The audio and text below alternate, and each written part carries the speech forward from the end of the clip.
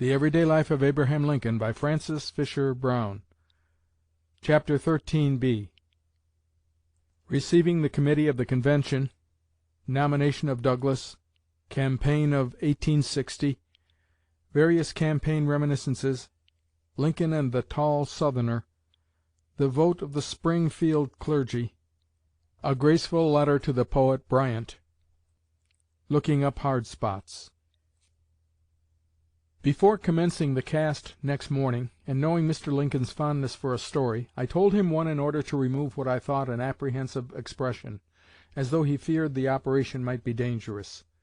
He sat naturally in the chair when I made the cast, and saw every move I made in a mirror opposite, as I put the plaster on without interference with his eyesight or his free breathing through the nostrils.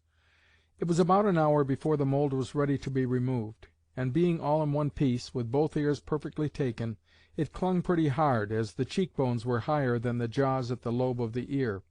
He bent his head low, and worked the cast off without breaking or injury. It hurt a little, as a few hairs of the tender temples pulled out with the plaster and made his eyes water. He entered my studio on Sunday morning, remarking that a friend at the hotel, Tremont House, had invited him to go to church. "But," said Mr. Lincoln, "I thought I'd rather come and sit for the bust. The fact is," he continued, "I don't like to hear cut and dried sermons. No, when I hear a man preach, I like to see him act as if he were fighting bees." And he extended his long arms, at the same time suiting the action to the words. He gave me on this day a long sitting of more than 4 hours, and when it was concluded we went to our family apartment to look at a collection of photographs which I had made in 1855 6 7, in Rome and Florence. While sitting in the rocking-chair, he took my little son on his lap, and spoke kindly to him, asking his name, age, etc. I held the photographs up and explained them to him, but I noticed a growing weariness, and his eyelids closed occasionally as if he were sleepy, or were thinking of something besides Grecian and Roman statuary and architecture. Finally he said, "These things must be very interesting to you, Mr. Volk, but the truth is I don't know much of history, and all I do know of it I have learned from law books." The sittings were continued daily till the Thursday following, and during their continuance he would talk almost unceasingly, telling some of the funniest and most laughable of stories.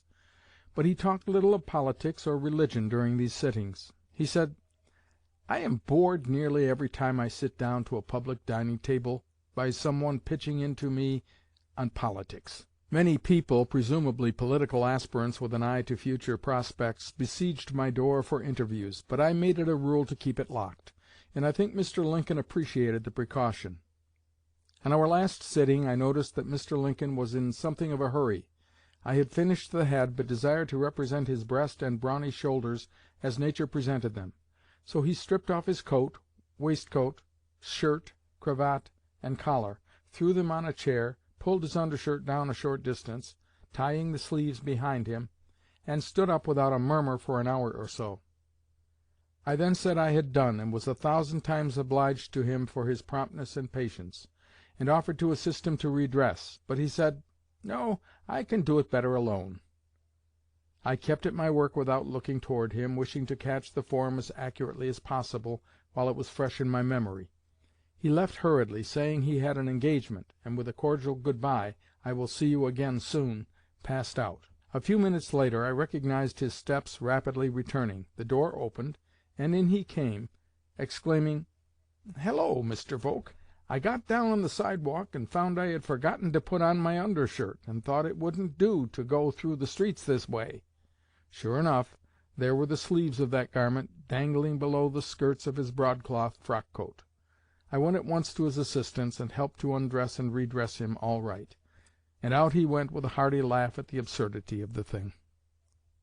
Returning to the visit with Lincoln at Springfield on the day of his nomination, Mr. Volk says, "The afternoon was lovely, bright and sunny, neither too warm nor too cool. The grass, trees, and the hosts of blooming roses, so profuse in Springfield, appeared to be vying with the ringing bells and waving flags. I went straight to Mr. Lincoln's unpretentious little 2-story house. He saw me from his door or window coming down the street, and as I entered the gate he was on the platform in front of the door, and quite alone. His face looked radiant. I exclaimed, "I am the first man from Chicago, I believe, who has the honor of congratulating you on your nomination for President." Then those two great hands took both of mine with a grasp never to be forgotten, and while shaking them, I said, "Now that you will doubtless be the next President of the United States, I want to make a statue of you, and shall do my best to do you justice." Said he, "I don't doubt it, for I have come to the conclusion that you are an honest man." And with that greeting I thought my hands were in a fair way of being crushed. I was invited into the parlor, and soon Mrs. Lincoln entered, holding a rose bouquet in her hand, which she presented to me after the introduction, and in return I gave her a cabinet-size bust of her husband, which I had modeled from the large one, and happened to have with me. Before leaving the house, it was arranged that Mr. Lincoln would give Saturday forenoon to obtaining full-length photographs to serve me for the proposed statue. On Saturday evening the committee appointed by the convention to notify Mr. Lincoln formally of his nomination, headed by Mr. Ashmun of Massachusetts, reached Springfield by special train, bearing a large number of people, 200 or 300 of whom carried rails on their shoulders, marching in military style from the train to the old State House Hall of Representatives, where they stacked them like muskets. The evening was beautiful and clear, and the entire population was astir. The bells pealed, flags waved, and cannon thundered forth the triumphant nomination of Springfield's distinguished citizen. The bonfires blazed brightly, and especially in front of that prim-looking white house on 8th Street. The committee and the vast crowd following it passed in at the front door and made their exit through the kitchen door in the rear, Mr. Lincoln giving them all a hearty shake of the hand as they passed him in the parlor. By appointment I was to cast Mr. Lincoln's hands on the Sunday following this memorable Saturday, at 9 A.M. I found him ready, but he looked more grave and serious than he had appeared on the previous days. I wished him to hold something in his right hand, and he looked for a piece of pasteboard, but could find none. I told him a round stick would do as well as anything. Thereupon he went to the woodshed, and I heard the saw go, and he soon returned to the dining-room, where I did the work, whittling off the end of a piece of a broom-handle. I remarked to him that he need not whittle off the edges. "Oh, well," said he, "I thought I would like to have it nice." When I had successfully cast the mold of the right hand, I began the left, pausing a few moments to hear Mr. Lincoln tell me about a scar on the thumb. "You have heard that they call me a rail-splitter, and you saw them carrying rails in the procession Saturday evening. Well, it is true that I did split rails, and one day, while I was sharpening a wedge on a log, the axe glanced and nearly took my thumb off, and there is the scar, you see." The right hand appeared swollen as compared with the left on account of excessive hand-shaking the evening before. This difference is distinctly shown in the cast. That Sunday evening I returned to Chicago with the molds of his hands, 3 photographic negatives of him, the identical black alpaca campaign suit of 1858, and a pair of Lynn newly made pegged boots. The clothes were all burned up in the great Chicago fire. The casts of the face and hands I saved by taking them with me to Rome, and they have crossed the sea 4 times. The last time I saw Mr. Lincoln was in January, 1861, at his house in Springfield. His little parlor was full of friends and politicians. He introduced me to them all, and remarked to me aside that since he had sat to me for his bust 8 or 9 months before, he had lost 40 pounds in weight. This was easily perceptible, for the lines of his jaws were very sharply defined through the short beard which he was allowing to grow. Then he turned to the company and explained in a general way that I had made a bust of him before his nomination, and that he was then giving daily sittings to another sculptor; that he had sat for him a week or more, but could not see the likeness, though he might yet bring it out. "But," continued Mr. Lincoln, "in 2 or 3 days after Mr. Volk began my bust, there was the animal himself."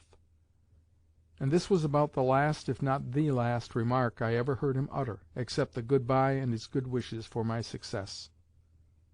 Saturday, May 19th, the committee of the Chicago Convention arrived at Springfield to notify Mr. Lincoln of his nomination. The Hon. George Ashmun, as chairman of the committee, delivered the formal address, to which Lincoln listened with dignity, but with an air of profound sadness, as though the trials in store for him had already cast their shadows before.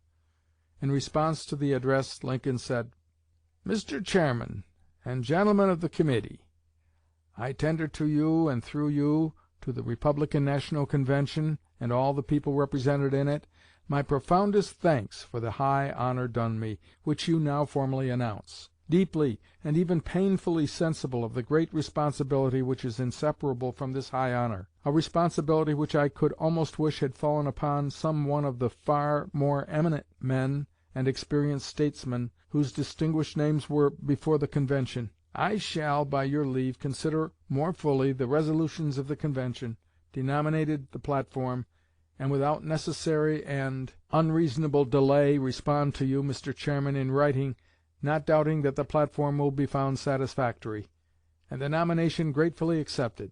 And now I will not longer defer the pleasure of taking you and each of you by the hand."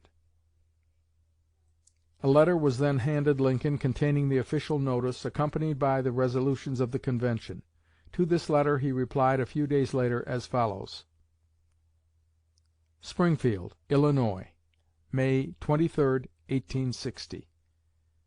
Sir, I accept the nomination tendered to me by the convention over which you presided, of which I am formally apprised in a letter of yourself and others acting as a committee of the convention for that purpose.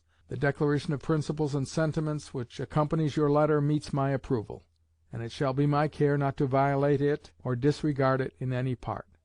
Imploring the assistance of divine Providence, and with due regard to the views and feelings of all who were represented in the convention, to the rights of all the States and Territories and people of the nation, to the inviolability of the Constitution, and the perpetual union, harmony, and prosperity of all, I am most happy to cooperate for the practical success of the principles declared by the convention. In June, Mr. Douglas was nominated for the Presidency by the Democratic Convention, which met at Baltimore on the 18th.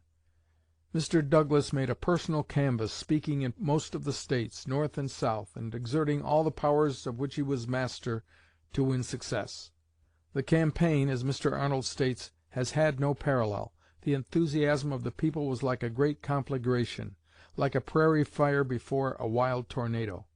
A little more than 20 years had passed since Owen Lovejoy, brother of Elijah Lovejoy, on the bank of the Mississippi, kneeling on the turf not then green over the grave of the brother who had been killed for his fidelity to freedom, had sworn eternal war against slavery.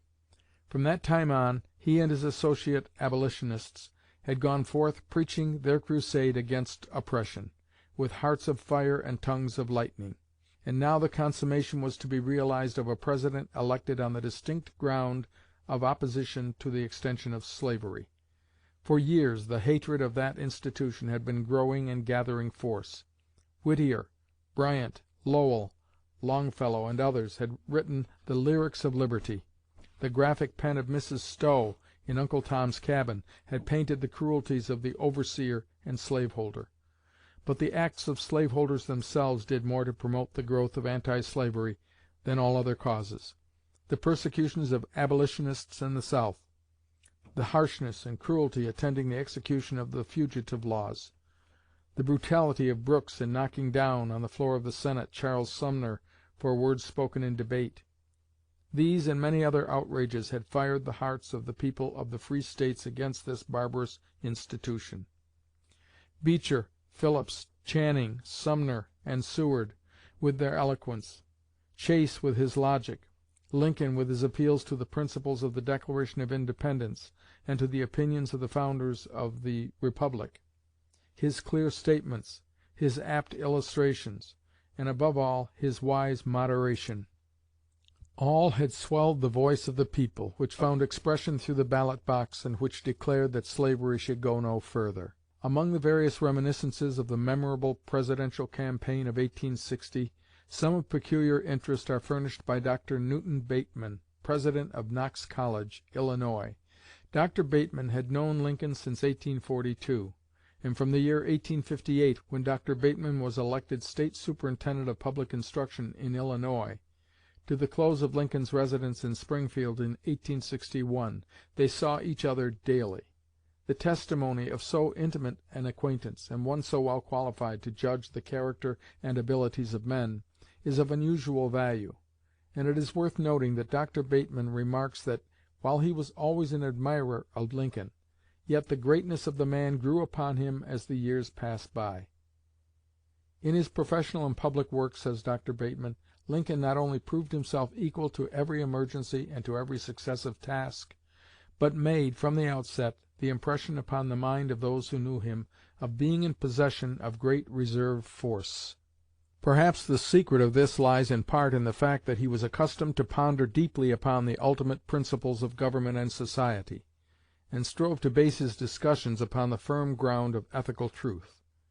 Says Dr. Bateman, "He was the saddest man I ever knew. It was a necessity of his nature to be much alone, and he said that all his serious work, by which he meant the process of getting down to the bedrock of first principles, must be done in solitude. Upon one occasion he called Dr. Bateman to him and spent more than 2 hours in earnest conversation upon the most serious themes. At the close, Dr. Bateman said, 'I did not know, Mr. Lincoln, that it was your habit to think so deeply upon this class of subjects.' 'Didn't you?' said Mr. Lincoln. 'I can almost say that I think of nothing else.'" One day there entered Lincoln's room a tall Southerner, a Colonel Somebody from Mississippi, whose eyes' hard glitter spoke supercilious distrust and whose stiff bearing betokened suppressed hostility.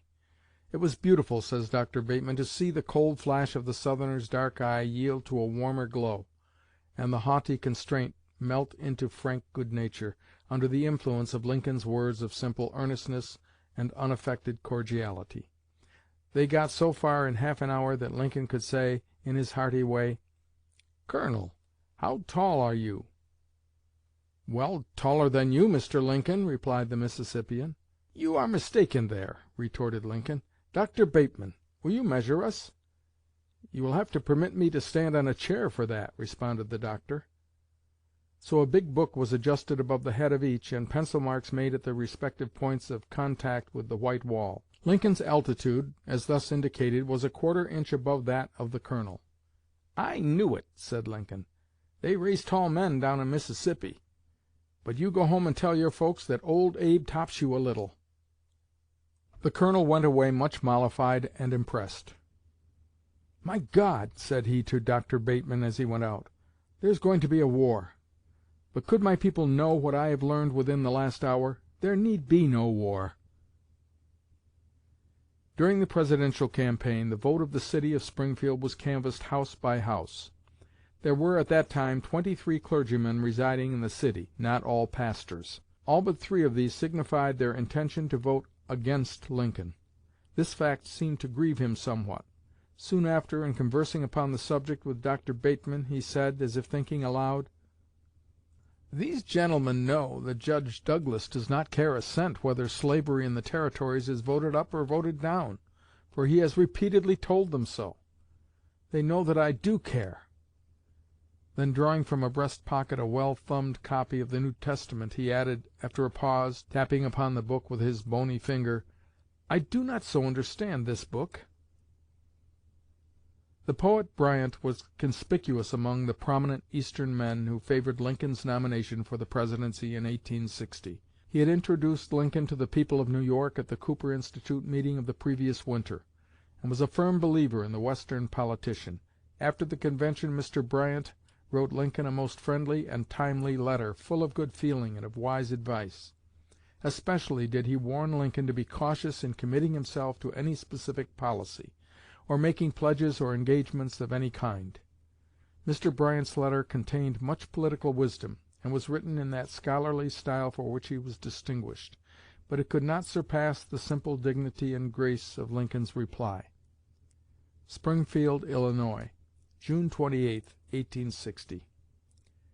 Please accept my thanks for the honor done me by your kind letter of the 16th. I appreciate the danger against which you would guard me, nor am I wanting in the purpose to avoid it. I thank you for the additional strength your words give me to maintain that purpose. Your friend and servant, A. Lincoln. Mr. A.J. Grover relates that about this time he met Lincoln and had a memorable conversation with him on the fugitive slave law. Lincoln detested this law, but argued until it was declared unconstitutional it must be obeyed. This was a short time after the rescue of a fugitive slave at Ottawa, Illinois, by John Hossack, James Stout, Major Campbell, and others, after Judge John D. Caton, acting as United States Commissioner, had given his decision remanding him to the custody of his alleged owner, and the rescuers were either in prison or out on bail awaiting their trials. Says Mr. Grover: "When Mr. Lincoln had finished his argument, I said, 'Constitutional or not, I will never obey the fugitive slave law. I would have done as Hossack and Stout and Campbell did at Ottawa. I will never catch and return slaves in obedience to any law or constitution. I do not believe a man's liberty can be taken from him constitutionally without a trial by jury. I believe the law to be not only unconstitutional, but most inhuman.'" "Oh," said Mr. Lincoln, and I shall never forget his earnestness as he emphasized it by striking his hand on his knee. "It is ungodly. It is ungodly. No doubt it is ungodly. But it is the law of the land, and we must obey it as we find it." I said, "Mr. Lincoln, how often have you sworn to support the Constitution? We propose to elect you President. How would you look, taking an oath to support what you declare is an ungodly constitution, and asking God to help you?" He felt the force of the question, and inclining his head forward and running his fingers through his hair several times, seemed lost in reflection. Then he placed his hand upon my knee and said very earnestly, "Grover, it's no use to be always looking up these hard spots." In the terrible years then almost upon him, Lincoln found many such hard spots without taking the trouble to look them up.